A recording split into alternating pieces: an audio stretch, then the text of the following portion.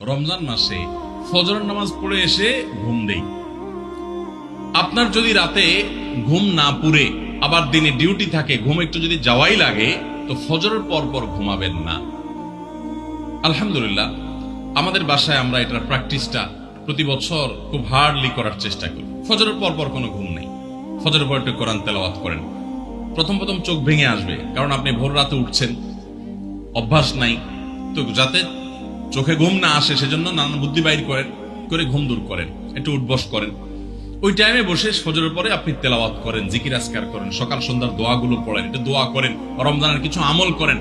এশাকের নামাজের ওয়াক্ত হয়ে গেছে, 2 রাকাত নামাজ পড়ে এরপর আপনি পারলে দরকার হলে শুয়ে যান, কিন্তু ফজরের পর পর শুয়ে যাবেন না। এটা একটা ভুল, কারণ নবী করিম সাল্লাল্লাহু আলাইহি সাল্লাম সকালের এই সময়টার জন্য দোয়া করেছেন, আল্লাহুম্মা বারিক লি উম্মতি ফি বুকুরিহা, আল্লাহ আমার উম্মত জন্য সকালের সময়টাতে বরকত দান করুন। আর ওই সময় আপনি ঘুমায় থাকছেন।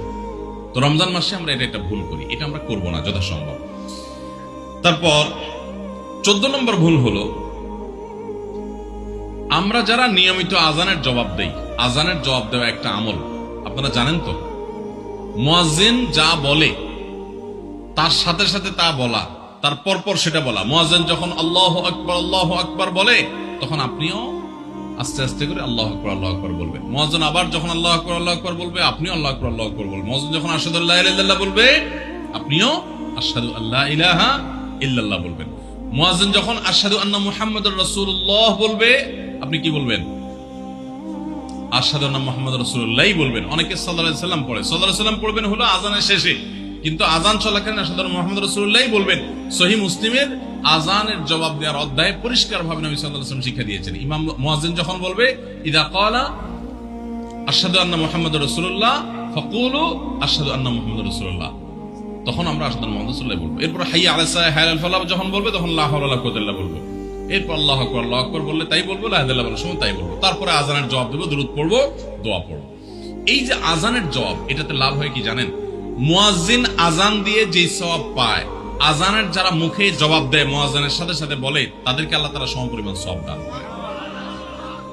আর মুয়াজ্জিন কি পরিমাণ সওয়াব পায় সেটা কি জানেন? কোন মুয়াজ্জিন যদি আল্লাহকে খুশি করার জন্য আযান দেয়, দুনিয়ার উদ্দেশ্য তার কাছে না থাকে, বরং আল্লাহকে খুশি করাটাই তার উদ্দেশ্য থাকে, তাহলে এই মুয়াজ্জিনের ফজিলত হলো, ওই মুয়াজ্জিনের আযান শুনে যত মানুষ মসজিদে আসবে, ওই ওয়াক্ত নামাজে যত মানুষ শামিল হবে, সবাই যে পরিমাণ সওয়াব পাবে, যার যার অ্যাকাউন্টে যাবে, বোনাস হিসাবে সবার সমপরিমাণ সওয়াব মুয়াজ্জিনকে দেওয়া হবে। আর আপনি মুয়াজ্জিনি না করে শুধু আযানের জবাব দিলেও সেই মর্যাদা বোনাস হিসেবে আল্লাহ তাআলা আপনাকে দান করবেন। এই হাদিসের ফজিলত একবার আরো 10, 12, 13 বছর আগে কোন এক জায়গায় আমি বলেছিলাম, সৌদি আরবে থাকতে।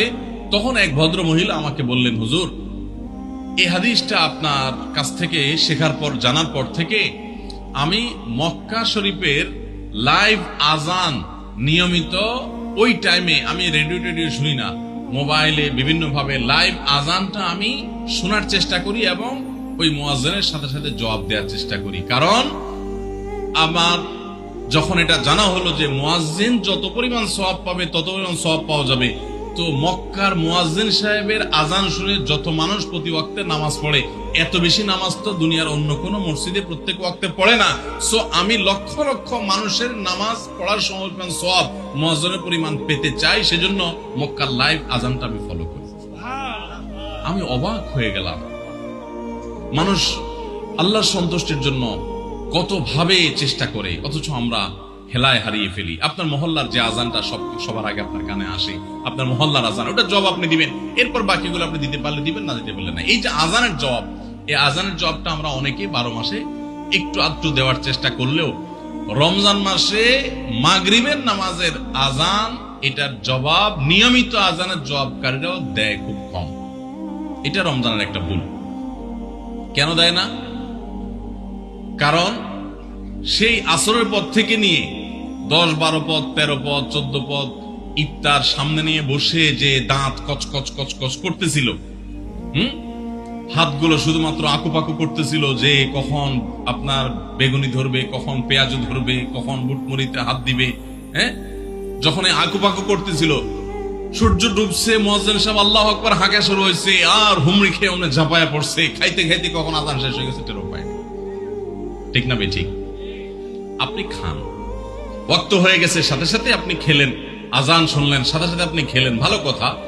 একটু মুখে দিয়ে খেতে খেতে খাওয়ার ফাঁকে ফাঁকে মুয়াজ্জিনের আজানের জবাবটা দিয়ে ফেলেন। কিন্তু ম্যাক্সিমাম মানুষ আমরা এই ভুলটা করি। আমি খেয়াল করে দেখেছি যারা নিয়মিত আজান দেয় তারাও আজানের জবাব দেয়, তারাও দেখেছি এটা করে না, অর্থাৎ ভুল হয়ে যায়। তাহলে আমরা লক্ষ্য করবো তো ইনশাআল্লাহ মাগরিবের সময় ইফতারের ফাঁকে ফাঁকে